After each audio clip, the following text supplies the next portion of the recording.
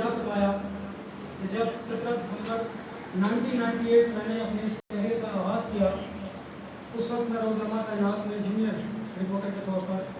کام کرتا تھا۔ قاضی صاحب مشرق میں تھے اور ہم رپورٹنگ کے لیے ڈسٹرکٹس کے اندر، ڈویژنس کے اندر اور پیدل ہم کام کیا کرتے تھے۔ یہ بات بالکل درست ہے کہ بعض اوقات تو ہمارے پاس کھانے کے بھی پیسے نہیں ہوا کرتے تھے، لیکن ہماری خودداری نے ہمیشہ ہمارا ساتھ دیا اور ہم اپنے رب کو یاد کرتے اور رپورٹنگ کیا کرتے تھے، اور بلا شبہ ہم نے بڑی محنت کی اور آج اس محنت کا ثمر ہے کہ قاضی آصف آپ کے اور میں اسلام آباد میں اپنے صحافیوں کی خدمت کے لیے معمول ہوں۔ دوسرا، قاضی صاحب آپ کی بات کی کیپیسٹی بلڈنگ کی۔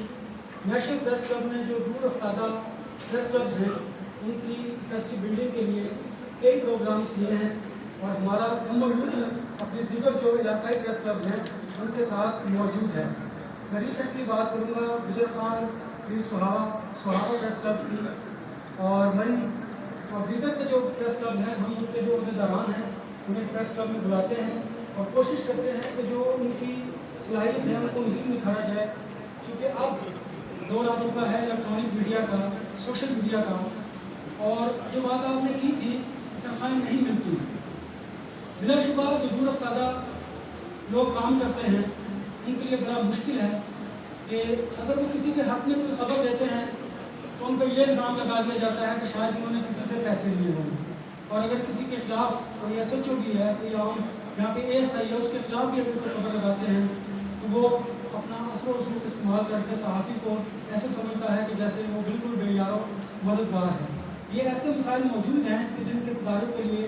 ہمیں مل کر کام کرنے کی ضرورت ہے، اور انشاءاللہ ہم کام کر بھی رہے ہیں۔ قاضی صاحب آپ نے بات کی سیلریز کی۔ ہم اس تنخواہوں کے جھنجھٹ سے نکلنے کے لیے اپنے جو تمام علاقائی پریس کلبز ہیں ان کے لوگوں کو سوشل میڈیا کیپیسٹی بلڈنگ اور ان کی ٹریننگز کے لیے نیئر فیوچر میں ایسے اقدامات کر رہے ہیں کہ اگر ان کا ادارہ میں تنخواہ نہیں بھی دیتا تو کم از کم وہ سیلف سفیشینٹ ہوں اور انہیں کسی کی طرف دیکھنا نہ پڑے، کیونکہ 100 مسئلے 100 مجبوریاں جو ہیں وہ ہمارے آڑے آ جاتی ہیں۔ باقی آپ لوگوں کو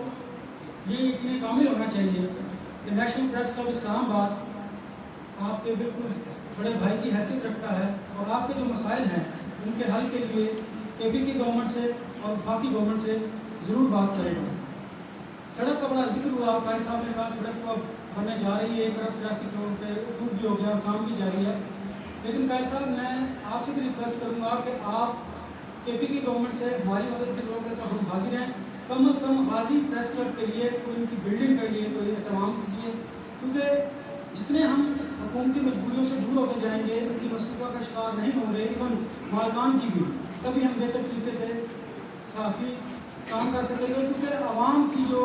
سوچ ہے وہ یہی ہے کہ ہم ان کے مسیحا ہیں اور ہمیں ان کا مسیحا بننا ہے، لیکن اس کی بڑی کڑی سزا ملتی ہے، اور اس کی مثال ہمارے درمیان موجود ہے حامد میر صاحب۔ 1 مرتبہ نہیں، 2 مرتبہ نہیں، اب 3ری مرتبہ ان پر پابندی لگی، ان کے شو کو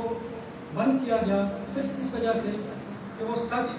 کی آواز کو بلند کرتے ہیں اور ہمیشہ سچ بولتے ہیں۔ آپ لوگوں کو ایسی آواز کو توانا کرنے کی ضرورت ہے، اور وہ تبھی ممکن ہے کہ جب اپنے آپ کام کے ذریعے، اپنے کردار کے ذریعے اس پریس کلب کا نام روشن کریں گے۔ آخر میں اپنے تمام دوستوں کا شکر گزار ہوں کہ انہوں نے ہمیں دعوت دی اور عزت بخشی۔ میں قاضی صاحب آپ کے جتنے بھی مطالبات ہیں جو گورنمنٹ سے بھی ہیں وہ بھی ہم پورا کرنے کی کوشش کریں گے۔ آپ کا بہت شکریہ۔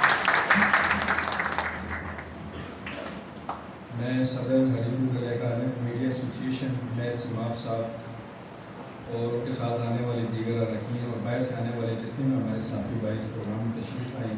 ان کو خوش آمدید کہتے ہیں۔ حافظ جاوید الحق صاحب ہریپور سے تشریف لائے، ہمارے سینئر بھائی ہیں، سینئر ساتھی ہیں، ان کو ویلکم کرتے ہیں۔ ٹائم شدید کرنی ہے، ہم نے بہت سے جو اسپیکر ہیں وہ ہم نے شارٹ کیے ہیں،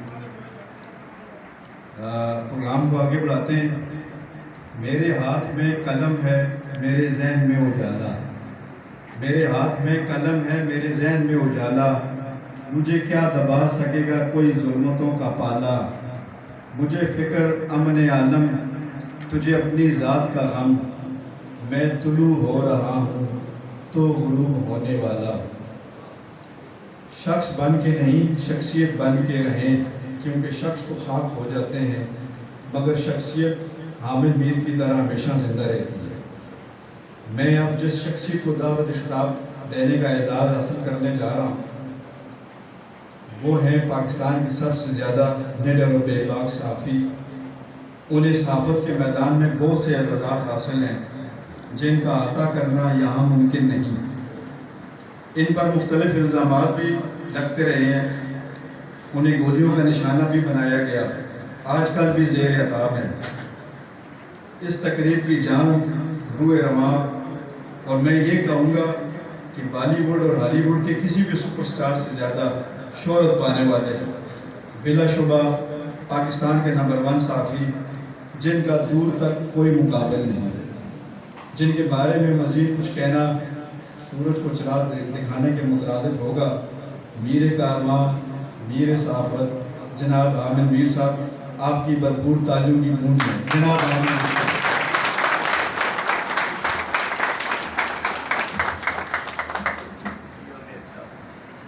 بسم اللہ الرحمن الرحیم۔ محترم جناب پیر صاحب شاہ صاحب، جناب صاحب اقبال صاحب، محمد حسن صدر پریس کلب قاضی، جناب قاضی محمد قاسم صاحب، حاجی عابد علی خان صاحب، فواز بیگ صاحب، اسلام آباد پریس کلب کے جنرل سیکرٹری جناب رضا صاحب، عارف قاضی صاحب اور عارف قاضی صاحب کے ماما جی، اور تمام معزز حاضرین، آپ سب کی خدمت میں سلام عرض کرتا ہوں۔ ماما جی کا ذکر میں نے اس لیے کیا کہ وہ جو سڑک جس پہ میں نے سفر کیا، اس سڑک کو بنوانے کے حوالے سے میرے اندر بھی ایک خواب پیدا ہو گیا ہے۔ میں بھی اس خواب کی تعبیر چاہتا ہوں، اور وہ میرا خواب جو ہے اس کی تعبیر ماما جی کے ہاتھ۔ تو آپ سب کی طرف سے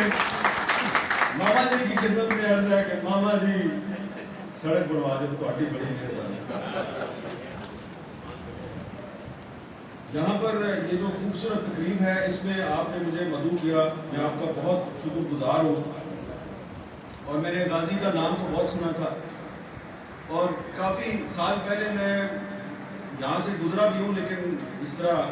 ایک بھرپور قسم کی محفل میں شرکت کا موقع مجھے نہیں ملا۔ لیکن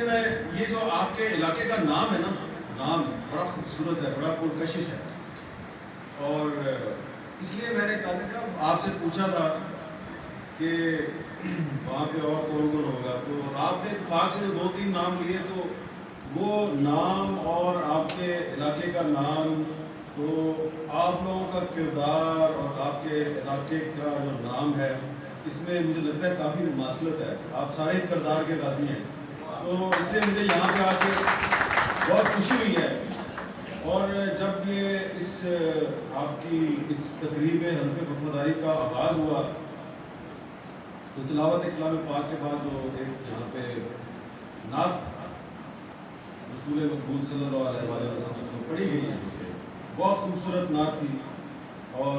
پیر نصیر الدین شاہ صاحب جو ہیں، ان کی نعتیں مجھے بھی بڑی اچھی لگتی تھی۔ تو اس میں جو ایک چیز تھی کہ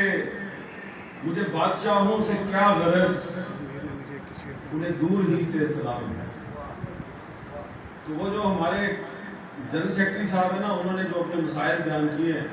وہ بالکل ان مسائل کا حل بڑا ضروری ہے، اس کے لیے ہم ضرور کوئی نہ کوئی کوشش کریں گے، اور انشاءاللہ ہماری کوشش آپ کی دعاؤں سے کامیاب بھی ہوگی۔ لیکن وہ جو زیادہ تر مطالبات ہیں نا، ان کا تعلق بادشاہوں سے ہے، تو بادشاہوں کو تو ہماری طرف سے دور سے سلام ہے، لیکن وہ دور سے سلام کرتے کرتے ہم کو اپنا کام دکھانے کی کوشش کریں گے۔ تو بھائی جان، یہ جو ہم نے یہاں پہ ایک حلف وفاداری کی تقریب کی ہے، بنیادی طور پہ تو یہ آپ کی حلف وفاداری کی تقریب ہے، اور خوشی کی بات یہ ہے کہ کافی عرصے کے بعد آپ کا جو پریس کلب ہونے والی ہے، تو یہ جو آپ نے اپنا نفاق ہے، اپنا اختلاف ہے، اس کو افہام و تفہیم سے اس کو ختم کیا ہے اور آپ متحد ہو گئے، تو اس اتحاد پر میں آپ کو مبارکباد دیتا ہوں، اور یہ آپ کا جو اتحاد ہے انشاءاللہ تعالیٰ اس اتحاد کے بڑے اچھے نتائج پیدا ہوں گے، کیونکہ یہ اتحاد جو ہے یہ آج ہمارے وطن عزیز پاکستان کی بھی ایک بڑی اہم ضرورت ہے۔ تو جس طرح آپ یہاں پہ اکٹھے ہو گئے تو شکر ہے جو آپ کا صدر ہے وہ تقریب سے غائب نہیں ہوا، کیونکہ آج کل بہت سے بڑے بڑے لوگ جو ہیں وہ قومی مفاہمت کے نام پہ، قومی سلامتی کے نام پہ اکٹھے کرتے ہیں بڑے بڑے لیڈروں کو، خود وہاں سے غائب ہو جاتے ہیں۔ تو شکر ہے آپ کے صدر صاحب غائب نہیں ہوئے۔ صدر صاحب آپ کا بہت بہت شکریہ کہ آپ نماز تقریب سے غائب نہیں ہوئے۔ آپ کا جو علاقہ ہے اس نے بہت بڑے بڑے لوگ پیدا کیے، اور یقیناً یہاں پر جو عارف قاضی صاحب نے ایک آپ کی اہم شخصیت جو ہے اس کا ذکر کیا، تو جب وہ قاضی صاحب تعریف کر رہے تھے نا صابر شاہ صاحب، تو میرے ذہن میں خیال آیا کہ شاہ صاحب تو نیب تو نہیں پکڑ سکی اور کوئی کرپشن ورپشن کے الزام میں تو گرفتاریاں نہیں ہوئے تھے، لیکن مجھے یاد پڑتا ہے کہ کھڑے تھے گئے سن شاہ صاحب۔ تو میں نے شاہ صاحب کے کار میں پوچھا، میں کہ شاہ صاحب کھڑے تھے گئے سن، انہوں نے کیا ایمرجنسی کی مخالفت میں جلوس نکالا تھا، اس میں پکڑا گیا۔ تو میں نے کہا ویل ڈن شاہ صاحب۔ تو اس طرح کی جو گرفتاری ہے یا اس طرح کا جو آپ کے اوپر جو آفت آتی ہے وہ تو آپ کے سینے پہ ایک میڈل ہے، تمغہ ہے، تو اس میں تو گھبرانے کی بات ہی نہیں ہے۔ تو جناب مجھے آپ کا جو خوبصورت علاقہ ہے جس کا بہت خوبصورت نام ہے، تو آپ لوگوں کے علاقے میں آ کے آپ کی باتیں سن کے بڑی خوشی ہوئی ہے۔ یہاں کے کچھ مسائل بھی ہیں، مسائل جو ہے وہ آپ کے سامنے ہیں، اور یقیناً اس کے لیے ہمیں ہر فورم پر آواز بلند کرنی ہے۔ ماما جی کو ہمیشہ یاد رکھیں گے، جب مسئلہ حل ہو جائے گا تو آگے ان کا شکریہ بھی ادا کریں، یہ بھی آپ سے بتا لیکن کچھ دو باتیں جو ہیں وہ میں یہ کرنا چاہتا ہوں، کیونکہ یہ صحافیوں کی ایک تنظیم کی حلف وفاداری کی تقریب ہے، تو اس میں کوئی زیادہ میں ایسی تقریر نہیں کرنا چاہتا جو ہو سکتا ہے کہ کچھ لوگ جو ہیں اس کی توقع کر رہے ہیں، ویسی تقریر میں نہیں کرنا چاہتا۔ اس کی وجہ یہ ہے کہ جو حلف وفاداری کی جو تقریب ہے اس میں جو حلف ہے، حلف کی بڑی اہمیت ہے۔ آپ دیکھیں جو ایفائے عہد ہے اس کی اسلام میں بھی بڑی اہمیت ہے۔ قرآن میں بھی کہا گیا کہ عہد کو ضرور نبھانا چاہیے، تو یہ جو آپ کا حلف ہے یہ بھی ایک عہد ہے۔ تو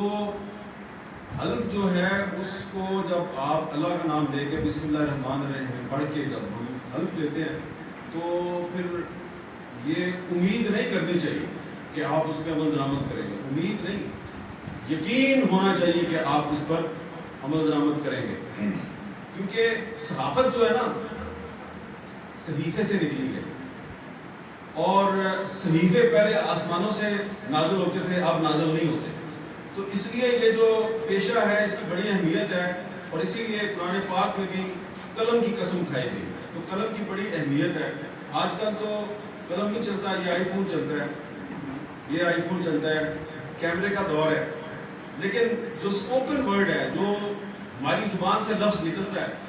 یہ ہسٹری میں تاریخ کا حصہ بنتا ہے قلم کے ذریعے۔